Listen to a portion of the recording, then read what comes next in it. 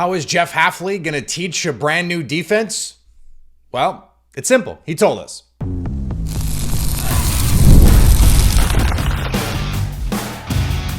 You are Locked On Packers, your daily Green Bay Packers podcast. Part of the Locked On Podcast Network, your team every day. You are Locked On Packers, part of the Locked On Podcast Network, your team every day. I'm Peter Bukowski, and I cover the Packers for The Leap, a newsletter I would love for you to subscribe to. Follow me on Twitter, Peter_Bukowski. Follow the podcast on Twitter, Locked On Packers.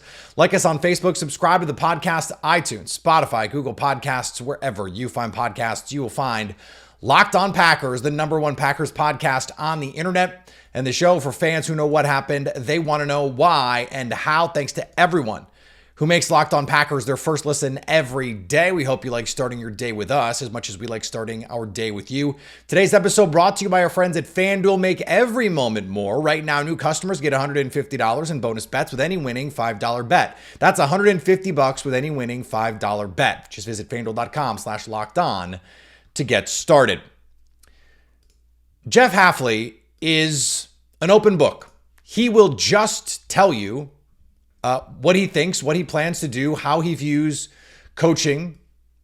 And we've spent a lot of time on this show using his words to help explain what he's looking for, how he's going to go about doing it. And we got, I would say, the most specificity that we've had yet about why they're looking for certain players and what they're doing now, how they're installing a new defense. And so before we get to the why, I think we need to start with the most basic thing. And this is an old, McCarthy bit. We got to go back to the fundamentals. But he said on a number of occasions, the fundamentals are the most important thing. Question, there's nothing more important than fundamentals and technique, and that's whether it's the D-line getting off the ball and working on their stance and starts, or whether it's the guy learning how to play man-to-man or zone drop and where to put his eyes and what to do and how to react when certain things happen, tackling, attacking the football, the things that are going to be most important in our game, taking on a block, where to put their eyes, getting off the block. Those are the things that you got to teach these guys, because without that, you can't play, right? And that's whether you're hitting a sled or you're tackling a bag. You can't take those things for granted. We want to, diagram all these blitzes and all these coverages, which we all can do. But if we're not playing fast and physical and getting off blocks and tackling, then none of that matters. So that's what we're going to teach them right now. And then you start to insert them where we feel they fit, right? And then we got a pretty good defense, because it's still about the players. It's not about the scheme right now. It's about the players. And it's about our job maximizing their ability, which I talked to you guys about when I first got here. And now that we see what we have, now we got to make sure we do that. So, okay, the fundamentals. I understand that part of it. If you're going to install a new defense, you have to know the basic concepts. This is how, his explanation for how the guys are going to play fast is to understand what all the responsibilities are. This is the techniques that you're going to have to play, and to drill it and drill it and drill it, so that when they call it, you're only going to do a couple different things, and it's going to be the way it looks. That's going to be different. Or it's going to be the players in different spots. That's going to be different. And the players are going to be able to play fast. That is something that has just not been stressed in Green Bay the same way over the years.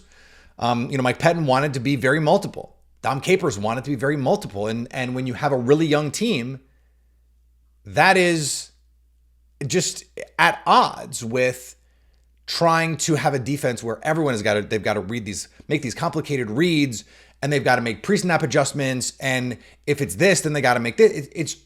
It was too much. And when they tried to simplify it, they just didn't have the fundamentals enough to be able to make it all work. And things are going to be different. For the D-line, they're going to be asked to do some different things than they would playing in 3-4 spacing. Some are going to have their hand down on the ground more. But when it comes to getting off blocks and tackling and I mean, those guys have all done that. It's just sharpening it, making it better. But there's certainly some things in coverage that are going to be new, and that's what we're trying to spend the most amount of time on now so they get a good understanding. And I think that all is going to be a process, and our job is, as we go, just keep getting better and faster and get better at it and get faster at it, because they have to be comfortable. And that's the whole key, right? Like I talk about, I want a defense that's going to be confident. And it's not going to be like nervous about making mistakes. And I want play style is important to me and how fast we play and physical and attacking the ball and all that stuff. But the only way to do that is they got to know what they're doing, right? So you teach all those things we talked about, then you learn the scheme, and then you let them go play. So there's some things that are new. But the cool part is right now they're all buying in and really focusing on learning it. And that's what gives us a chance each day when we come in. So you give those guys credit for that. And so you say, okay, well, what specifically is going to be different about this defense? Well, for starters, the defensive line is going to play very differently. Jeff Hafley was asked about TJ Slayton, and he mentioned that this defensive line room is going to absolutely wreak havoc. That was someone, an NFL source I was talking to about this, was like, I'm telling you, this defense, this front is going to be scary. That whole D-line, if you guys were out at practice and you could hear and feel that energy, I think Rebs and VO, I mean, that group's humming, and they're getting off the ball, and they're playing fast, and that group has to attack. That's not going to be a passive read and react. And no, they're going to go, and they're going to get off the ball. And before we break every meeting and I dismiss them and talk to the back end, I tell them to go get after the quarterback. And that's what they're going to do. And then you get a big guy like that against the run. I mean, that nose has to be he has to be a guy that makes it really hard to run the football. And he's got the size and he's got the body to do that. Now we got to coach him up and make sure we get the most out of him. But he's done a nice job so far. So why prioritize that dynamic play up front? Why not read and react defensive line wise? Why not have 255-pound linebackers to stop the run? Well, because that's not how the league works anymore. And if you want to match these offenses, I thought Jeff Hafley put it really succinctly when he said, look at the first round. Look at all these teams.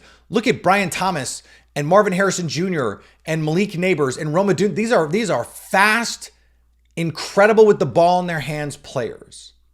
So if you're going to defend those guys, you need linebackers who can run. You need safeties who can run. You need guys who can move. I'm not sure if it's just the coverage. It's the speed and the athleticism and the ability to play in space. I mean, if you look right now, I mean, just look at the first round. Look at how many guys were drafted to catch the ball and run or to play in space and score fast. I mean, we need guys that can run and shrink the field. And there's certain ways to do that, right? You get guys who have really good length and they can play the game this way. And then you have guys that can fly. And we're fortunate to have a couple guys that have length and can run, but this is a game that there's so much speed on the offensive side of the ball that, you know, whether we're playing a vision and break zone or a man coverage, you have to be able to run right now. And I'm sure D'Amico, if you look at who he's got and the linebackers and the safeties, it's very similar. I mean, all those guys can run and hit. And for us, it's also about play style. And that's why I think we went out and got guys, both in free agency and in the draft, that we're going to like the way they play when we turn on the tape. They love football, and they're going to run and hit. And so, look, is any of this groundbreaking stuff? No, right? It's not. But he has such a clear vision for what this is going to be. He was not brought in to run someone else's system. Not really. At least not one that he didn't grow up coaching. You know, the 49ers, the Robert Saleh, that was what he was doing. And you go back to like the Kyle Shanahan, like this is what he's been doing in the NFL. It's a version of what they did at Boston College and Ohio State, although Ohio State, they played more man coverage than it sounds like they're going to. Even at Boston College, they played more man coverage than it sounds like they're going to. But Joe Barry was brought in to play someone else's defense. And Mike Pettin was retained because the organization wanted him to retain Mike Pettin. And Matt LaFleur was okay with it. This is a different thing. And I said this on Twitter, and it bears repeating. If this team makes a step forward defensively, like a material one, like a significant one, like if they're a top 10 kind of defense, which they have the ability to be, Jeff Hafley is going to be in head coaching cycles next year.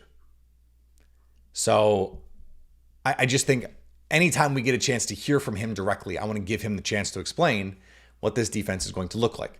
On the other side of the ball, one of the keys to Jordan Love's success is it sustainable, the deep ball. We're going to talk about that next. Today's episode brought to you by our friends at FanDuel. It's winner take all time in the NBA and NHL, and FanDuel is giving you a shot to bring home a big win of your own. Right now, new customers get $150 in bonus bets with any winning $5 bet. The champs, the defending champs in the NBA, are on the ropes. They're down 0-2 to Minnesota. Anyone that had one of those Nuggets Celtics finals bets, I had that in the queue, I swear, and I didn't pull the trigger because I was just like, how often do we really get that where we know, okay, these are the two best teams? And so I didn't pull the trigger on it. Sometimes the best bets are the bets you don't make, to paraphrase Andrew Brandt. That's $150 to spend on spreads, money lines, player props, and more. Visit FanDuel.com/lockedon and make every playoff shot count. FanDuel, America's #1 sportsbook. And thanks to everyone who makes Locked On Packers their first listen every day. Are you watching Fox Sports or ESPN on your TV all day? Have to turn down the volume with all that shouting? Make the switch to Locked On Sports today, a free 24/7 sports streaming channel programmed for you every day to bring you the biggest stories without all the screaming. Locked On Sports today brings you can't miss analysis, opinions, and news streaming 24/7 on YouTube or the free Amazon Fire TV channels app. Part of the Locked On Podcast Network, your team every day. One of the biggest differences between Jordan Love in the beginning of last year and the end is Jordan Love is a deep ball thrower. And we were recording this and noticing it in real time. But when I was going back and looking through, and what I wanted to find was, okay, signs of things that are sustainable. One of the knocks on Jordan Love coming out of college was he was an inconsistent deep ball thrower. And we saw it early on. And what I kept saying, everydayers will remember this. I kept saying, look, there were times in college when he would make these unbelievable deep shot throws. Seam balls, rolling to his right, the throw to the running back, running the running back seam against LSU. An unreal throw. Like 4 guys on planet Earth can make that throw. We didn't see any of that to start the season. He's underthrowing these balls or he's sailing them. There was just no confidence. It felt like he was aiming them, not throwing them. And Matt LaFleur had made this effort, put a little bit more air under the ball. And I can't say for sure, but it seemed like that was messing him up because when he had a chance to just grip it and rip it down the field, that was when it seemed like he was at his best. Don't worry about how much air is under the ball. Just go throw it. In the second half, from week 10 through the playoffs, Jordan Love led the NFL in yards, touchdowns, and maybe most importantly, big time throws on attempts over 20 yards. He went from one of the worst deep ball throwers to start the season. I think he was bottom 5 in adjusted completion percentage to top 10 to end the season, despite not having Christian Watson for most of that run. And when he did have Christian Watson, think of the difference that it made. The Chiefs game, the Lions game. How different Watson being out there made this offense. It happened 2 years ago in 2022 when Christian Watson was out there. The ability to stretch the field against Dallas. It shows up. Even Detroit in the game that they lost at the end of the season, in that Week 18 game, Watson made a couple down the field catches. And what I think we have to remember is, even though we have all these discussions about progress and linear progression and those kinds of things, the deep ball accuracy is something that I think is the toughest thing to change. You can be more accurate to, the intermediate and short parts of the field. Mechanics, footwork. Shot throws, it is like a shot in basketball. Like there's only so much you can do in the gym when it comes to like 3-point shooting. Or everyone would just be a great 3-point shooter. To have the repeatability of the mechanics and have the touch and the feel, it's really, really hard. There is something I think innate about it. And Jordan Love got better at it. And I think having Jayden Reed emerge from the slot was a big deal. Having Romeo Doubs get more opportunities. I think he's a very good vertical receiver, something that they just didn't let him do enough, frankly, the first year and a half that he was in Green Bay. Now you have Bo Melton, who can get vertical. He is not ever going to be Russell Wilson or Joe Burrow throwing the deep ball, where the touch and the accuracy is S tier. I just don't think that that's what he is. And part of that comes from being such a loose athlete and such a feel player. He can access shots, throws that no one else can, or very few other players can. But because the mechanics not always repeatable, I think that leads to some inconsistencies on those deep balls. But as long as the volatility is there, as long as the big time throws are there, that's the important part. Led the league in the second half of the season on big time throws, on those vertical shot plays. The most yards, the most touchdowns. They just kept doing it. We're just going to keep throwing it deep. And they stuck with it because early in the season, they were letting it rip. They were chucking it down the field and it wasn't working. And they kept doing it. They showed faith in Jordan Love. And I think where he made the most progress was the deep throws down the middle of the field. That was where you went, okay, like against Pittsburgh, Jayden Reed's running this deep over route. It's 30, 40 yards down the field. It's the seam ball to Jayden Reed again against Minnesota, against that inverted cover 2.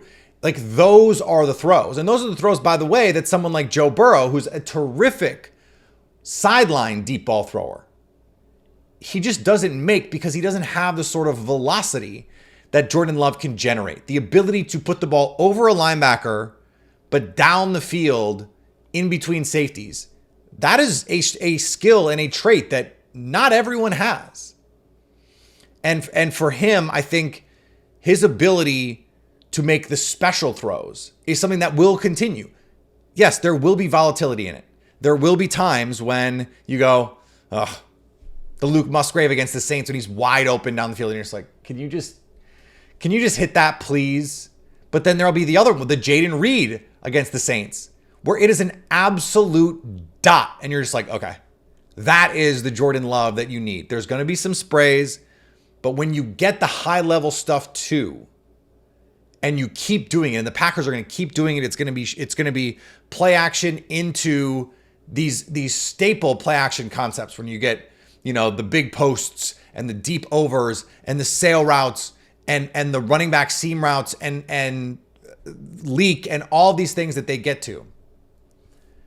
That is going to be a little volatile, but that's okay because what we saw last year was him settle into, hey, I'm not going to get down on myself.